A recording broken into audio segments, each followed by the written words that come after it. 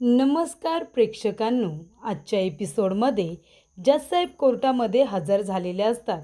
जजसाहेब आल्यानंतर इथे आता सौमित्रला म्हणतात की ॲडव्होकेट सौमित्र, तुम्ही आता केसच्या कार्यवाहीला सुरुवात करा. तेव्हा प्रेक्षकांनो, इथे आता सौमित्र म्हणत असतो की जजसाहेब, ही केस चालू आहे लता कारखानीस यांच्या खुनाची. जानकी रणदिवे यांच्यावरती त्यांच्या आईच्या खुनाचा आरोप आहे. पण आज मी कोर्टामध्ये एका अशा साक्षीदाराला उभं करणार आहे ज्याची साक्ष ऐकल्यानंतर जानकी रणदिवे ह्या निर्दोष आहेत हे सिद्ध होईल आणि हे संपूर्ण कारस्थान ऐश्वर्या रणदिवेचं आहे. ते म्हणजे जानकी रणदिवे यांना फसवण्याचं, हे सुद्धा आता इथे सगळ्यांसमोर सिद्ध होईल. मी विटनेस बॉक्समध्ये इथे स्वतः आता लता कारखानीस यांना बोलवणार आहे. तेव्हा लता कारखानीस असं नाव घेतल्यानंतर जजसाहेबांना सुद्धा धक्काच बसतो. जजसाहेब म्हणतात, म्हणजे लता कारखानीस जिवंत आहेत? तेव्हा इथे सौमित्र म्हणतो, हो जजसाहेब, लता कारखानीस जिवंत आहेत. त्यांना किडनॅप करण्यात आलं होतं आणि हे सगळं कारस्थान ऐश्वर्या रणदिवेचं आहे. तेव्हा प्रेक्षकांनो, इथे आता ॲडव्होकेट धर्माधिकारी उभे राहतात आणि म्हणतात की जजसाहेब माफ करा, पण इथे ॲडव्होकेट सौमित्र थोडं घाईच करतायत. म्हणजे प्रत्येक आरोप माझ्या आशिलावरती टाकून मोकळे होत आहेत. पण ॲडव्होकेट सौमित्र, तुम्ही एक गोष्ट विसरताय.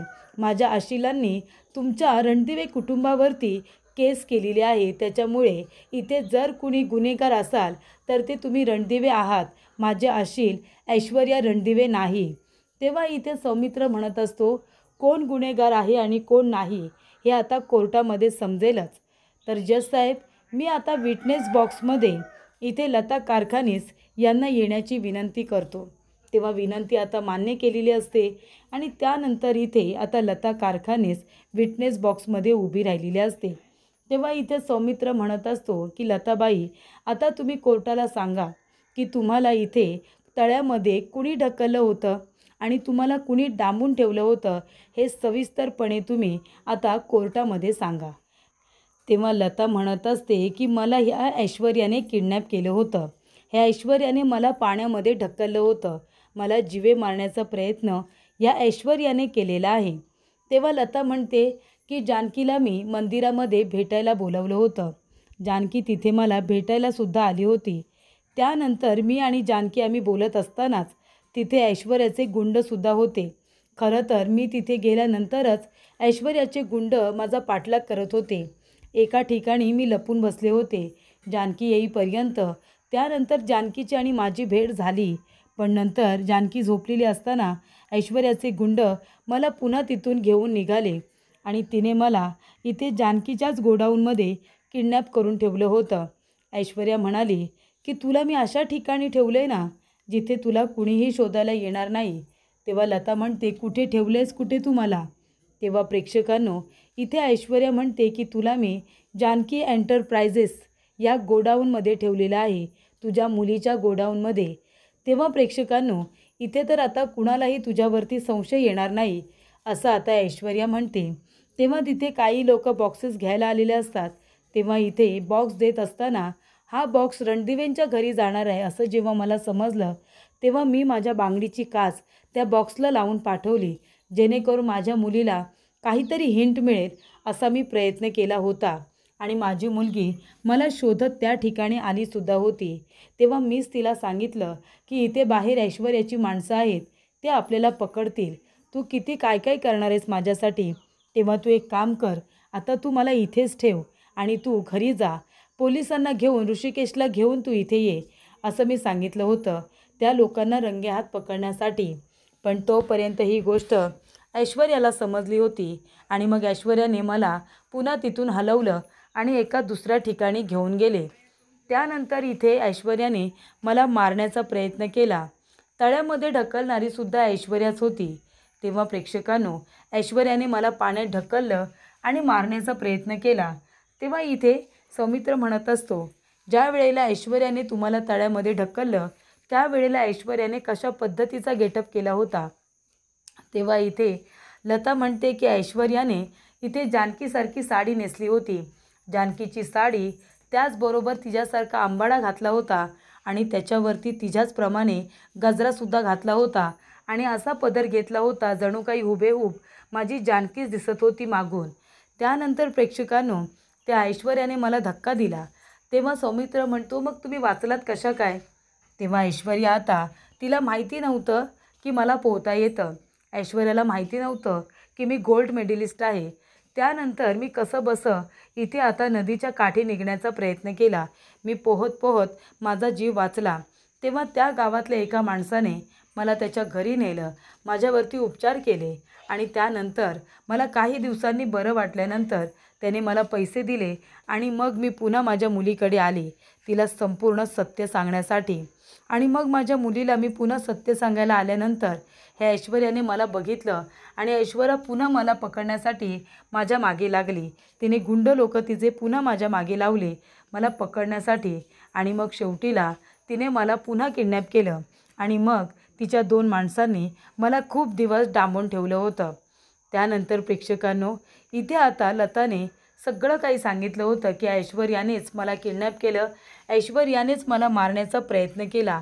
या सगळ्यामध्ये माझ्या मुलीची, जानकीची काहीसुद्धा चुकी नाही आहे. तेव्हा प्रेक्षकांनो, इथे आता सगळेजण गप्पच बसलेले असतात.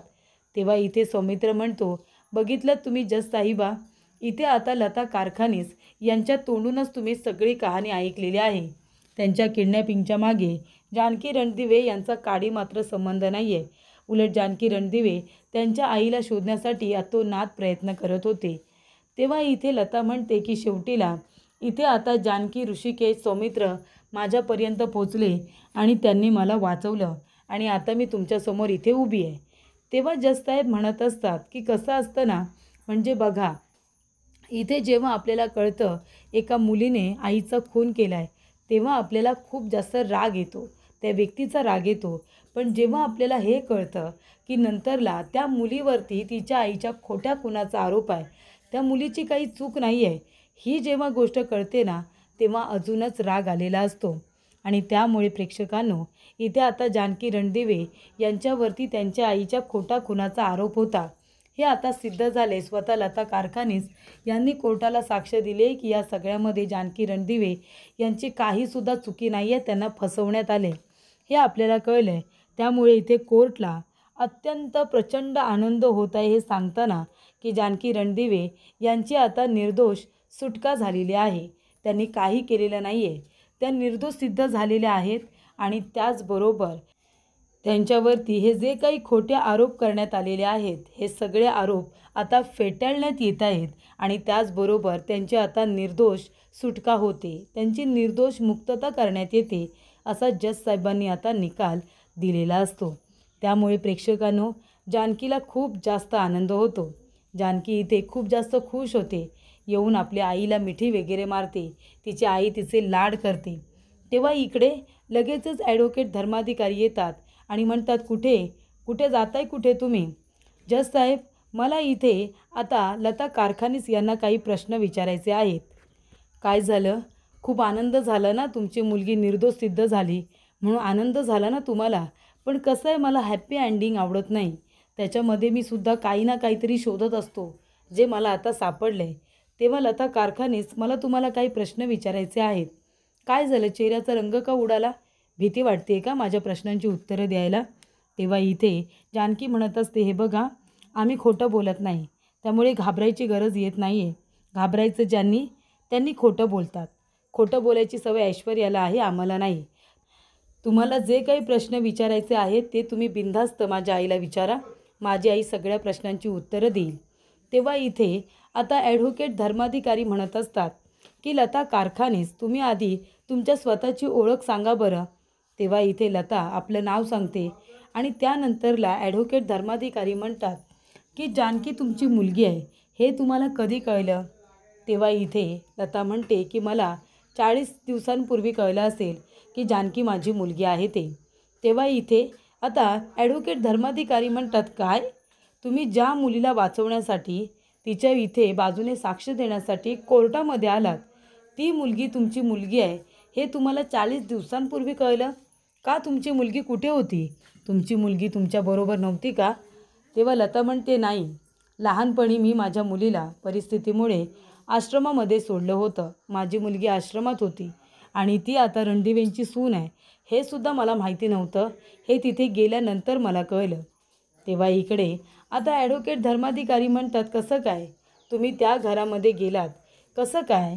आणि मग तुम्हाला जर तुमची मुलगी ही जानकी आहे ते माहितीच नव्हतं, तर मग तुमची ती मुलगी आहे हे कशावरून? तेव्हा प्रेक्षकांनो, इथे आता ॲडव्होकेट धर्माधिकारी म्हणत असतात, खोटं बोलताय तुम्ही. तुम्ही तुमच्या मुलीला तुमच्यापासून दूर का केलं? तर माझा नवरा मेला होता. मी एकटी माझ्या मुलीचा सांभाळ करू शकत नव्हते, म्हणून मी माझ्या मुलीला आश्रमामध्ये सोडलं होतं. तेव्हा इथे धर्माधिकारी म्हणतात, खोटं बोलताय तुम्ही, अत्यंत खोटं बोलताय. तुम्ही तुमच्या मुलीला सोडलं का? इथे एकटे पॅरेंट्स आपल्या मुलांना लहानाचं मोठं करत नाही का? पण तुम्हाला तुमची मुलगी नको होती. तुम्हाला तुमचं स्वप्न अर्धवट राहिलेलं बघायचं नव्हतं ना? कारण जजसाहेब यांना हिरोईन व्हायचं होतं ना, ॲक्ट्रेस व्हायचं होतं. आणि म्हणूनच यांनी त्यांची मुलगी आता रस्त्यातला अडथळा होऊ नये म्हणून तिला आश्रमामध्ये टाकलं होतं. बरोबर ना लता कारखानीस? तुम्ही ठरवलं असतं तर तुम्ही तुमच्या मुलीचा सांभाळ व्यवस्थित केला असतात. पण नाही, तुम्ही तुमच्या मुलीला आश्रमामध्ये टाकून मोकळ्या झालात.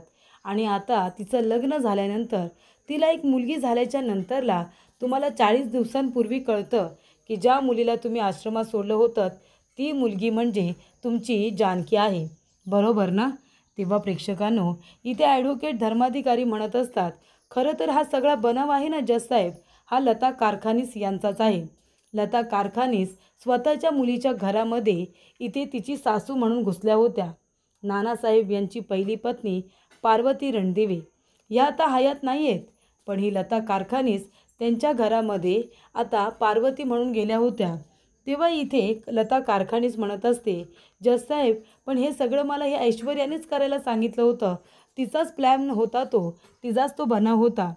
तेव्हा इथे आता धर्माधिकारी म्हणतात, अहो ठीक, तुम्हाला ऐश्वर्याने हे सगळं करायला सांगितलं, पण तुम्ही का केलं तसं? एक भरलेलं घर उद्ध्वस्त करण्यासाठी तुम्ही त्या घरामध्ये गेलात. तुमच्यामुळे त्या घरामध्ये किती भांडण झाले, किती वाद झाले, तुम्हाला माहिती नाही आहे का? स्वतःची अक्कल नाही आहे तुम्हाला? हा सगळा बनाव तुमचा होता, कारण तुम्हाला त्या घराला लुबाडायचं होतं. पैसे हवे होते ना तुम्हाला, म्हणून रणदिवेंच्या घरामध्ये खोटी पार्वती म्हणून तुम्ही गेला होतात. तेव्हा इथे सौमित्र म्हणत असतो, एक मिनिट ॲडव्होकेट धर्माधिकारी, नको ते आरोप त्यांच्यावरती करू नका. आता तुम्हाला लता कारखानीस यांनी सांगितलं ना, त्यांना हे सगळं ऐश्वर्याने करायला सांगितलं होतं म्हणून, तरीसुद्धा तुम्ही त्यांना का असे प्रश्न विचारताय? आणि हे बघा, हे सगळं ऐश्वर्यानेच केले याचा पुरावा म्हणजे त्यांनी पार्वती म्हणून खूप लोकांचे ऑडिशन घेतले होते, खूप बायकांचे ऑडिशन घेतले होते आणि त्याच्यामध्ये निवड लता कारखानीस यांची केली होती. तेव्हा इथे ॲडव्होकेट धर्माधिकारी म्हणतात, अच्छा, म्हणजे जर एवढ्या बायकांचे आता पार्वती म्हणून ऑडिशन घेतलं होतं, तर त्याच्यामध्ये फक्त लता कारखानीस यांनाच का घेतलं? बाकीच्या बायकांना का नाही घेतलं? त्यांना सगळ्यांना रिजेक्ट करून यांचीच बरी निवड केली. तेव्हा इथे ॲडव्होकेट धर्माधिकारी म्हणतात, हे बघा जजसाहेब, खरं तर ऐश्वर्या रणदिवे यांना विनाकारण या प्रकरणामध्ये फसवलं जात आहे. या सगळ्यामध्ये जर खरे गुन्हेगार कोण आहेत तर ते आहेत जानकी रणदिवे आणि लता कारखानीस. या दोघींचा हा बनाव होता, कारण त्यांना रणदिवेंना उद्ध्वस्त करायचं होतं. त्यांना त्यांचा पैसा संपत्ती सगळं काही लुबाडून जायचं होतं.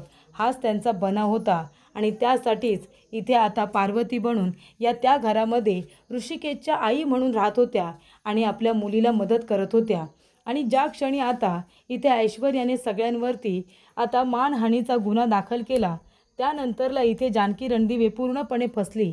तिला असं वाटलं की आपण या प्रकरणामध्ये अडकू शकतो, आपलं कुटुंब या प्रकरणामध्ये अडकू शकतो. त्यामुळे मग आता मी माझ्या आईला सोडवते आणि कोर्टामध्ये हजर करते. म्हणूनच मग बरोबर ह्याच वेळेला जानकी रणदिवे आपल्या आईला घेऊन कोर्टामध्ये कशा काय आल्या? म्हणूनच मला असं वाटतंय जजसाहेब की हे सगळं नाटक जानकी आणि लता या दोघींनी मिळून केलेलं आहे. जानकीनेच आपल्या आईला मुद्दामून किडनॅप करून ठेवलं होतं आणि जेव्हा तिला वाटलं की आपण या प्रकरणामध्ये अडकू शकतो, तेव्हाच तिने कोर्टामध्ये बरोबर आजच तिच्या आईला कसं काय बरं सादर केलं. म्हणून मला वाटतंय की या सगळ्या प्रकरणामध्ये जानकी आणि लता ह्या एकमेकींना सामील आहेत. या दोघींनीच आता हा सगळा बनाव रचला होता ऐश्वर्याला फसवण्यासाठी. तेव्हा प्रेक्षकांनो, इथे आता सौमित्र म्हणत असतो की हे बघा जजसाहेब, ॲडव्होकेट धर्माधिकारी विनाकारण या सगळ्या प्रकरणाला जानकी वहिनीबरोबर जोडतायत. जानकी वहिनीचा या सगळ्याशी काहीसुद्धा संबंध नाही आहे. तुम्ही जबरदस्तीने जानकी रणदिवे आणि हे प्रकरण एकत्र जुळवू नका.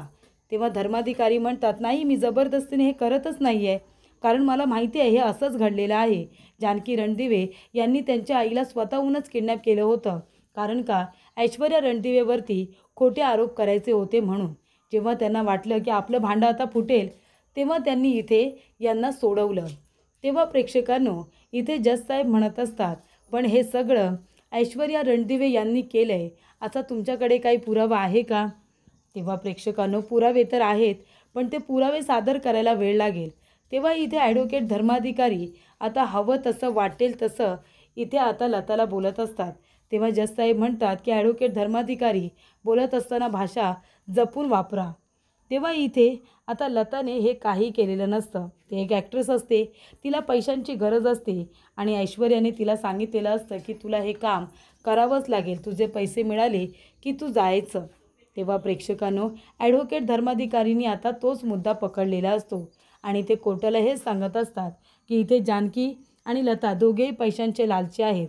त्यांना पैसा हवा होता रणदिवेंचा आणि म्हणूनच हा सगळा प्लॅन करण्यात आला होता. तेव्हा आता मला काही प्रश्न हे जानकी रणदिवे यांनासुद्धा विचारायचे आहेत. त्यांना मी इथे कोर्टामध्ये आता विटनेस बॉक्समध्ये बोलवण्याची विनंती करतो. तेव्हा इथे आता लतासुद्धा म्हणत असते की हे सगळं खोटं आहे, मी असं काही केलेलं नाही आहे आणि माझ्या मुलीची चुकी तर मुळीच या सगळ्यामध्ये नाही आहे. तेव्हा इथे आता जानकीसुद्धा विटनेस बॉक्समध्ये येऊन उभी राहते. तेव्हा इथे आता ॲडव्होकेट धर्माधिकारी म्हणत असतात की जानकी रणदिवे, तुम्ही आता इथे कोर्टाला सांगा की लता कारखानीस ही तुमची आई आहे हे तुम्हाला कधी कळलं? तेव्हा इथे जानकी म्हणते की मला थोड्या दिवसांपूर्वीच कळलं.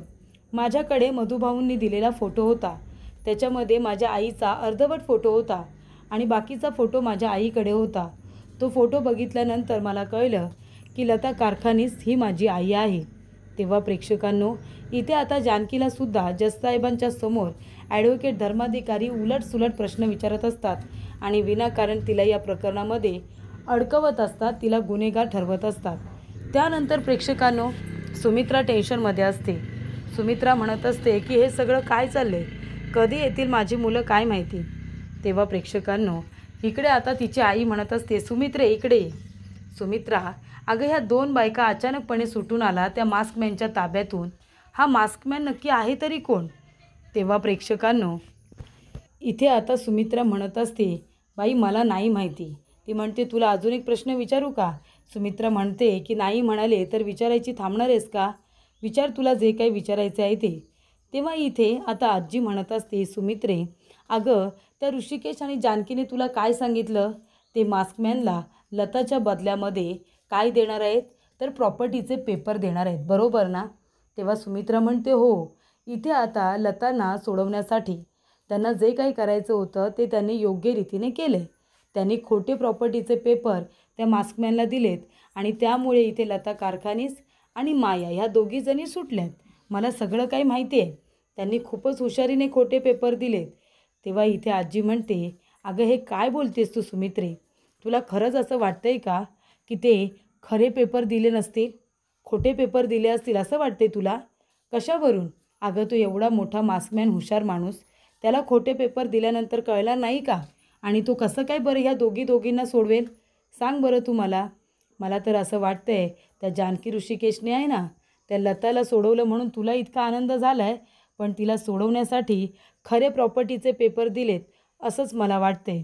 तू काहीही विचार कर, पण मला असंच वाटतंय की त्या दोघांनी खरे पेपर दिलेले आहेत. तेव्हा सुमित्रा म्हणते, आई असं काहीही झालेलं नसणार आहे, तू नको तो विचार करू नकोस. पण इथे सुमित्रा मात्र विचारात पडलेली असते. त्यानंतर प्रेक्षकांनो, इकडे जानकी म्हणत असते पुढील भागामध्ये की जज साहेब, ह्या ऐश्वर्याने माझ्या आईला, माझ्या नानांना जीवे मारण्याचा प्रयत्न केला. जवळजवळ त्यांना मारूनच टाकलं होतं. त्यांचं नशीब चांगलं म्हणून ते जिवंत राहिले. ह्या ऐश्वर्याने माझ्या रणदिवे कुटुंबाला त्रास दिला.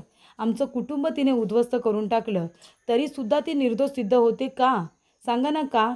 अशा गुन्हेगार स्त्रियांना इथे कायद्याच्या कचाट्यातून सुटता येतं, खोटे नाटे पुरावे सादर करून. पण जजसाहेब, जेव्हा मग खरोखर कुठल्या तरी स्त्रीवरती अन्याय होतो ना, तेव्हा त्या बाईकडे सुद्धा बघण्याचा दृष्टिकोन सगळ्यांचा बदलतो. ह्या ऐश्वर्यासारख्या बायका गुन्हा करतात आणि निर्दोष सिद्ध होतात का? तेव्हा मी तुम्हाला एकच विनंती करेन जजसाहेब, माझा कायद्यावरती आणि न्यायव्यवस्थेवरती पूर्ण विश्वास आहे. तुम्ही इथे खोट्या पुराव्यांच्या अभावी इथे आता ऐश्वर्याला निर्दोष सिद्ध करू शकत नाही. मला तुम्ही थोडासा वेळ द्या. ऐश्वर्याच्या विरोधातले सगळे खरे पुरावे मी कोर्टामध्ये सादर करेन. पण आता जर तुम्ही तिला निर्दोष सिद्ध केलंत ना, तर आमच्यासारख्या साधारण बायकांचा कायद्यावरचा आणि न्यायव्यवस्थेवरचा विश्वास उडेल आणि कुठल्याही स्त्रीला जिला गरज आहे तिलासुद्धा योग्य तो न्याय मिळणार नाही, असं आता जानकी म्हणत असते.